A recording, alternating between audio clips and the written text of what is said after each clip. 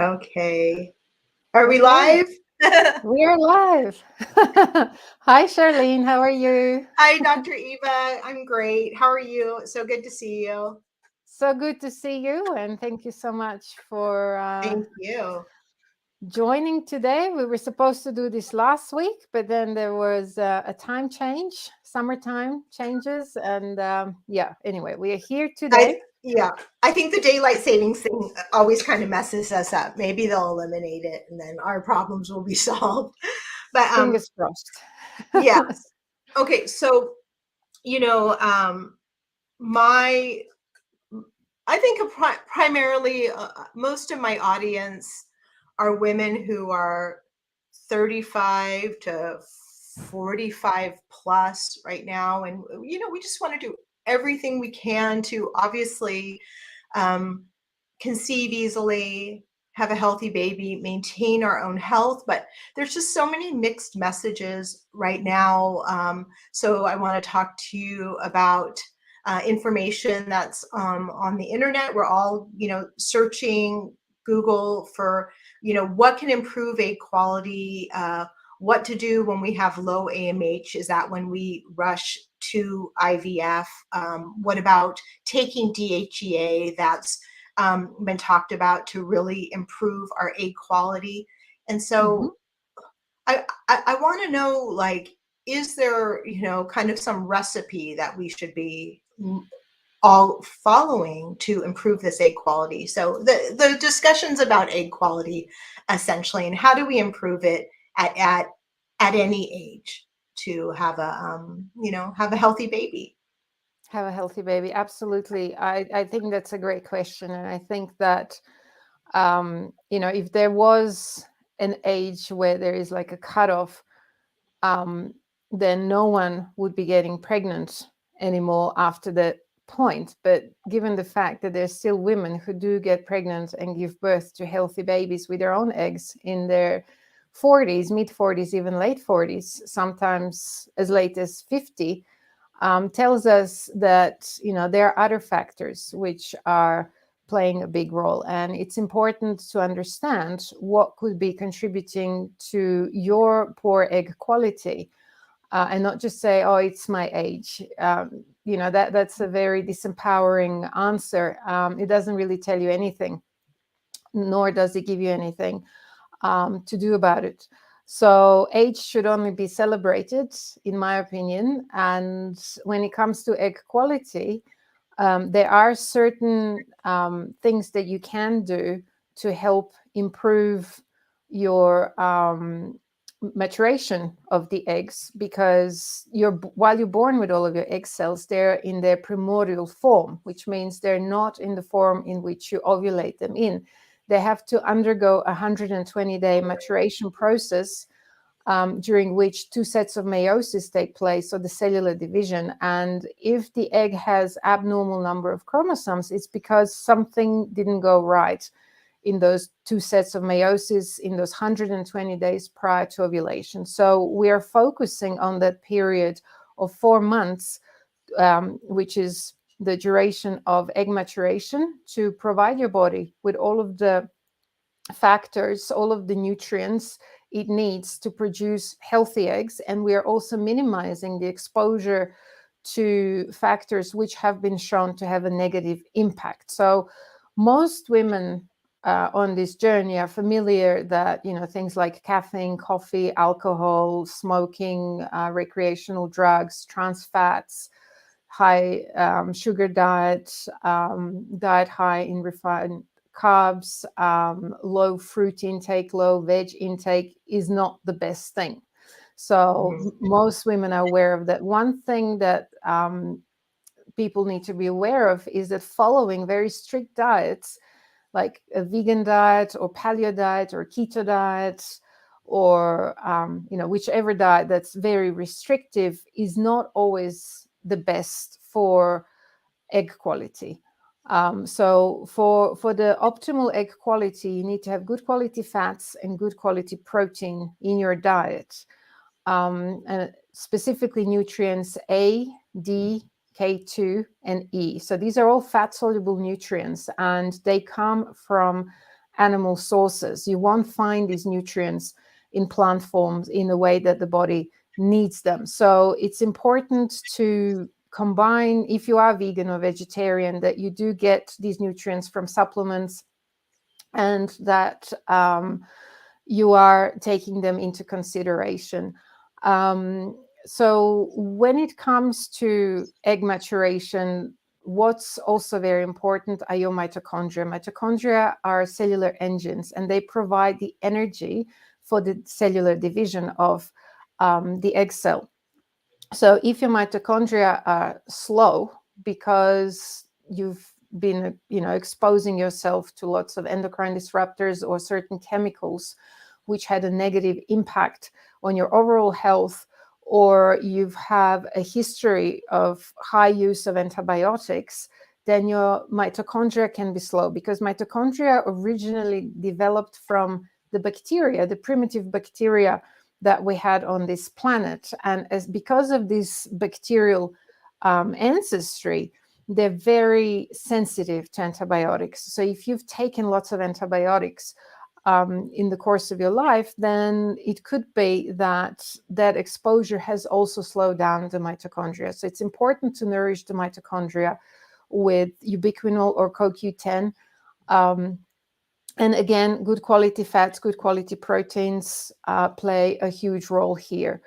So the other nutrients like vitamin A are really important for egg quality. And a lot of women are afraid of taking vitamin A because they feel that if I take vitamin A, I'm going to be at a higher risk of having a baby with certain deformities. Now, what many people are not aware of is that vitamin A in its natural form, as it's occurring in cod liver oil or in liver, is not actually dangerous for you. It's only the synthetic form of vitamin A that can cause these issues.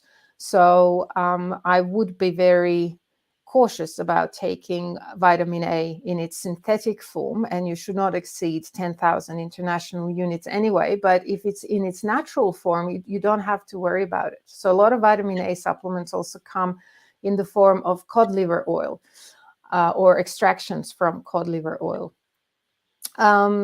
The other thing to mention about good egg quality is your methylation and knowing your genetic polymorphisms. Some people simply cannot absorb B12 and folic acid, even though their blood work may show that the levels are quite even high.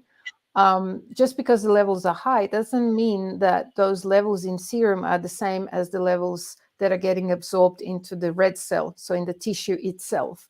So if you don't know which form of B12 or which form of folic acid you need to take, you can still be deficient in those nutrients even though you're supplementing with it. So sometimes some additional tests are required. It's not just about taking all of the supplements and going, okay, check mark, I'm taking all my egg support supplements. You have mentioned AMH. So yeah, AMH is a big concern for many women, because the older you are, the lower your AMH is, and that's how it should be. Because the older the woman, the more she has exhausted her ovarian pool. So AMH is important for IVF, but AMH is not important for natural conception. If your AMH is lower, we have seen some increase in AMH after a woman has followed a program and has cleaned up her diet and lifestyle and has introduced some supplements that were tailored to her individual needs, but it's not going to be a huge increase. So AMH is a marker of egg quantity. It's not a marker of egg quality. FSH is a much better marker of egg quality, and the ideal FSH is around 5. So that should be more your focus. And FSH is something that you can address very easily with certain herbs and certain nutrients. Also, I'd like to mention that, at the time of menopause, a woman still has anywhere between 500 to 1,000 eggs, which will never develop. So you go into menopause not because you ran out of eggs, but because of the breakdown of the communication between the pituitary gland in the brain and the ovaries. So don't feel like that if your AMH is low, that you only have 3 eggs left, and, by the time it's June, you're going to start menopause. It doesn't really work like that. DHEA. So DHEA, I know is being used, almost like vitamin C these days, in many countries. And here in Switzerland, you can't buy it as a supplement. And in most EU countries, you cannot purchase it as a supplement because it is a hormone. And I think we need to respect that. That it is a hormone. It's not just a nutrient. It's a mother hormone, which the body can convert into anything it wants, depending on what it needs. And a lot of women take it because IVF clinics use it. Now, studies have shown that in an IVF setting, DHEA is very good. Use short term, no longer than 6 weeks. And in general, you shouldn't take DHEA for more than 6 weeks. To boost the egg quality and to get the response they're wanting with the stimulation drugs. So for that, it's great. But in a natural conception context, they haven't seen the same benefits and same results. In fact, what I have observed, and my colleagues have also observed, is that in many women, DHEA can convert to testosterone rather than to estrogen. And if that happens, your period can become quite scanty, can become irregular. The blood flow can become also quite jelly-like, and you can start getting facial hair and other, acne, more sort of aggression, irritability. So these are all signs of androgens, male hormones. And that's not exactly what you want, because too many androgens can make the surface of the ovary harder, which makes it even more difficult to ovulate. So I think, be mindful with the HEA. Don't just take it because you've read on Google it's good for fertility and for egg quality. Sure, it is, and in some women it works, but I think its use needs to be decided on very individually, based on the whole case, the case analysis, and in the context of everything you're seeing. I mean, thanks for bringing that up. I'm not trying to conceive, but I have been tested. My DHEA is low, and so I was supplementing with it and kind of forgot. And I was just getting these deep cystic things under my skin. My menses changed, and it was like, oh my gosh, I can't. I kind of had forgotten. Like, I just threw that into the mix of supplements I was taking. So it is very powerful, and if you do not need it, it can create real problems for you, right? Yeah. Now I wanted to ask you, because I have no idea that is anyone watching us. I don't really have any questions or anything coming in on my side, so I'm hoping that people will watch the recording, so I'm fine, because Eva will be addressing questions live the last few minutes. But what I wanted to ask you is, gosh, in treating fertility cases, now, have you noticed a change in, I guess, kind of what people are presenting with these days? I've definitely noticed a huge change. So tell me what you're kind of seeing. Absolutely. I've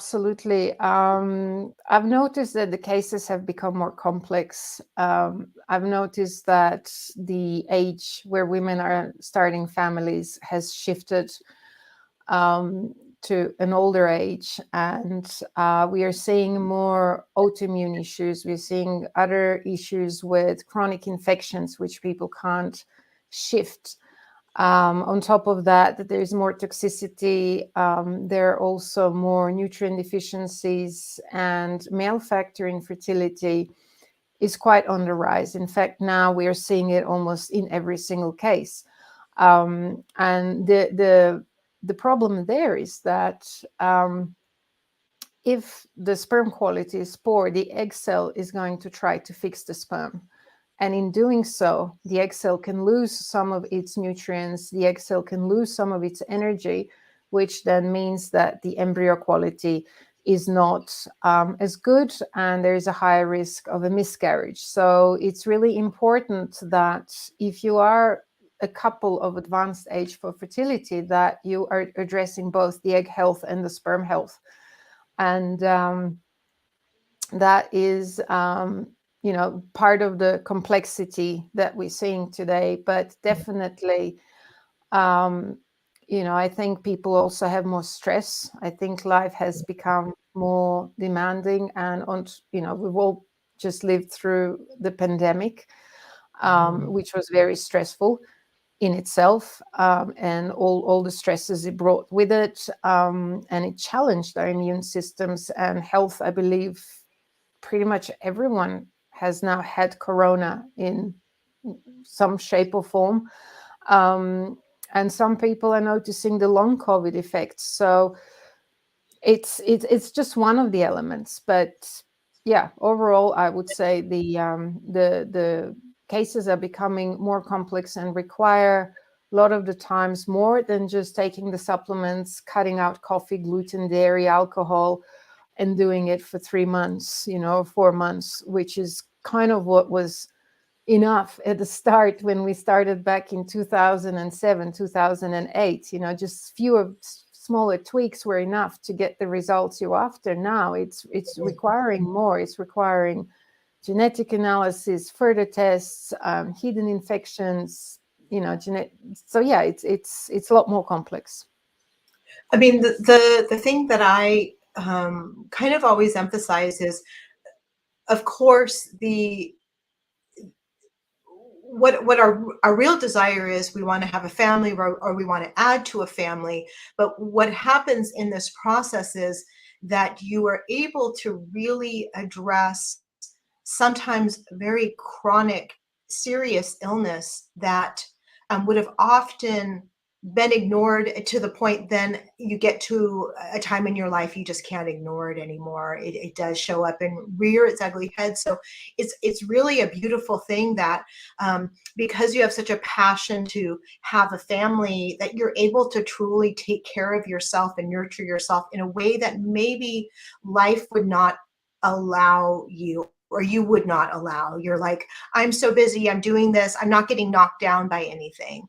But Yeah. we're seeing it in these sometimes hopefully earlier stages of these autoimmune disorders and things like that. Okay, now I get to finally do this, really take care of myself, because I want to be able to maintain a pregnancy and be a healthy parent. And that's, I love that, because really for me, yes, I want people to have a healthy baby, but it's a real like passion to help women just be healthier, truly, healthy, because without our health, we really don't have anything.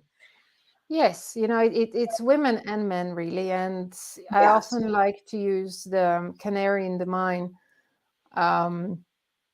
symbol for infertility, because I really feel, and in case people are not familiar with it, back in the olden days, when miners went to the mines, they used to take a canary in a cage, and as soon as it would stop singing, they knew that either there was not enough oxygen or there was some gas coming out or something, and they all had to get out, so they had to leave. And if you are faced with infertility, it's extremely painful and frustrating, but at the same time, it's giving you the opportunity to really uncover why is this happening.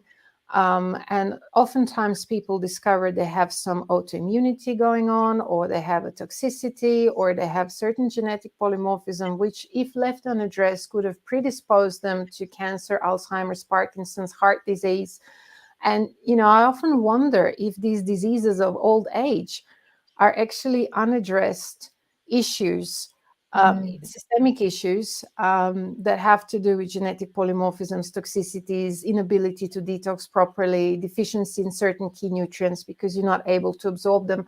So it's really also very fascinating to see where it can take us when with all these new generations where we are able to address this, where we're able to say, okay, you've got these things going on, this is how you treat them, and that's what they do. It will be interesting to see what happens for them in the future. Absolutely.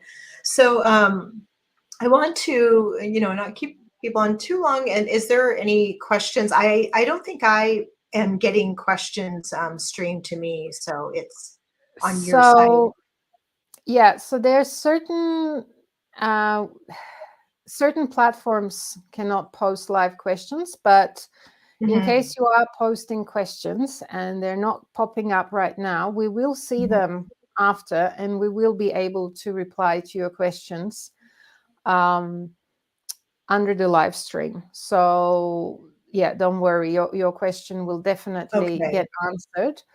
But I mean, some of the usual questions I get asked about equality is the importance of AMH, which we addressed. Also taking melatonin.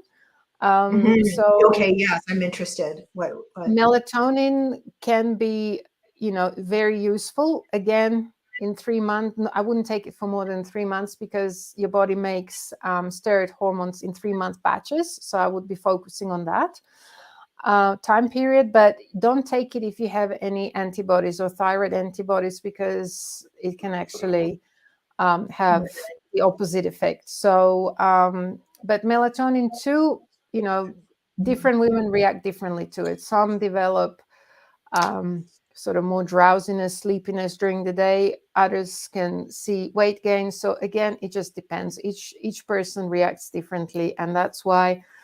Well, I know people want formulas and recipes and just tell me what to do. Yeah.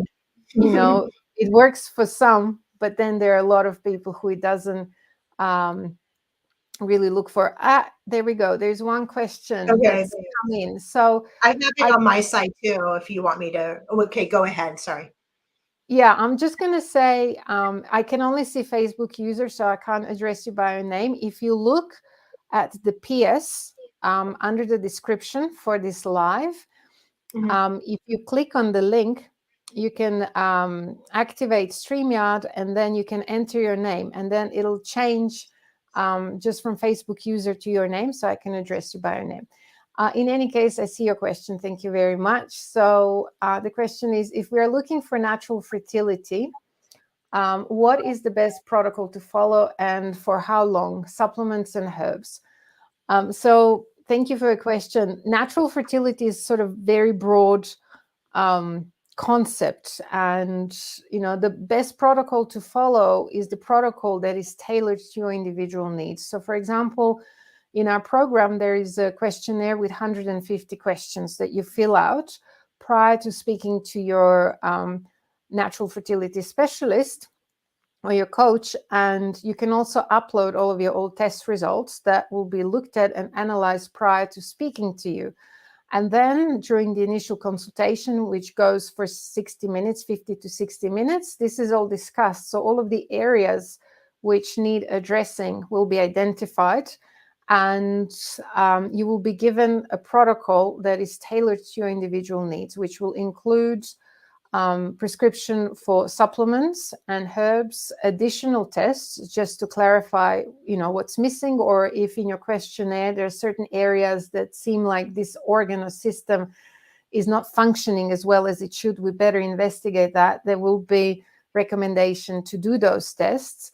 How long you do it for? The minimum time for the supplements is around 4 months or 120 days, because that's that maturation window where the egg's maturing from its primordial form to the form that you ovulated in.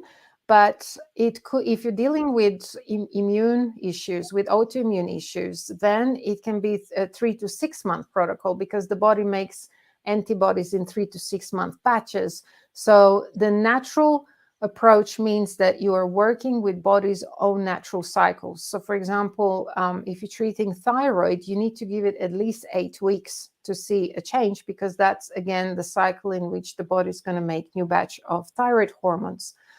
And again, the supplement and herbs, they will be tailored to your individual needs. And, while you may have 5 women presenting with poor egg quality, the treatment protocol may be very different for each, because the cause for each is different. For one, it could be heavy metal toxicity. For the other, nutrient deficiency. For the third one, it could be a chronic infection that she wasn't really aware of, or but was never able to treat it properly. For the fourth one, it could be something in her diet that is completely, disrupting the whole process, or something in her environment that she's coming into contact with. And for the fifth one is genetic polymorphisms, where she unfortunately just inherited all of the polymorphisms which are not helping fertility and are predisposing her to miscarriages. So addressing that is what gets her egg quality right. So this is why, there's not just one supplement. While there are certain supplements that we use in the background to form a good foundation, to make sure there is vitamin A, there's CoQ10, vitamin D, vitamin E, on top of that, you're doing all the finer work, the more detailed work that's addressing specific needs of that particular case. I hope that answers your question. I'm sorry I can't type in here so that you see my comment on Facebook in live time. Are there any other questions? If there's can I ask a quick question, Eva, about? Yeah. I know that there's not a one-size-fits-all diet in any regard, but there's a lot of talk about the Mediterranean diet, and in all regards, it seems very healthy, like good fats and fruits and vegetables. But there's a lot of kind of back and forth about grains being, for many years, whole grains are very healthy, and now it's like, oh, whole grains can be very inflammatory. So what's your view on it? Do you eliminate grains, or how do you kind of approach that? Right. Yeah. That kind of all goes back to the lectin theory and Dr. Gundry's work. And I think, for some people, there may be some merit in that. I definitely think staying away from gluten and gluten-containing grains is very beneficial. In any case, you should get a food intolerance test just to see if that's what's going on for you. But I don't think we were designed to eliminate whole groups of food, because we are omnivores at the end of the day. We evolved over centuries eating everything that we could ingest, I guess, apart from other humans. And we know some tribes even did that. So and now the newer studies are showing that the microbiome needs that diversity. If you exclude the grains and all the complex carbs that you're getting with grains, you are not able to feed certain populations of bacteria that you need for a healthy microbiome. So if you're just eating meat, if you're eating diet that's high in protein but very low in carbs, low in fruits, low in veg, that's not good for a microbiome. And the whole terrain theory is now gaining more traction, that it's the terrain that you have that's protecting you from the diseases, and it's also terrain that's supporting fertility or not. So I think diet has become extremely confusing subject. Even when I speak to my colleagues, people are scratching their heads and going, okay, which one is it?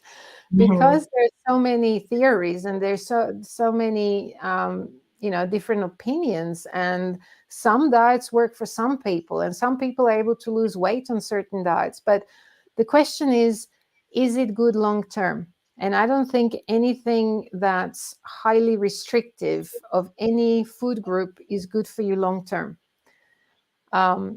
And that's just my view. And I think your body is constantly changing. It's interacting with the internal and external environment. And if you need to go on a certain diet or eliminate certain foods because that's what your food intolerance report shows, you do that. But you do that for a short period of time. and then you mix it up again. And I think it's important to do that, unless you're highly allergic to something in particular. Okay, well, I like that. Thank you so much. So, I You're mean, we're welcome. kind of out of time here, unless another question pops up in the next few seconds. But this will be this replay will be on Facebook and YouTube, so people will watch Yes. it. And okay, You can watch it. You can still post your questions after the live. Your questions will be seen by me and our coaches and by Charlene. And we will make sure that we answer all of your questions. And thank you so much for watching. And thank you, Charlene, for okay. joining. Thank you, Eva. Thank you so much. Thanks. Bye, everyone. Thanks. Thank Bye-bye, you. everyone. Bye.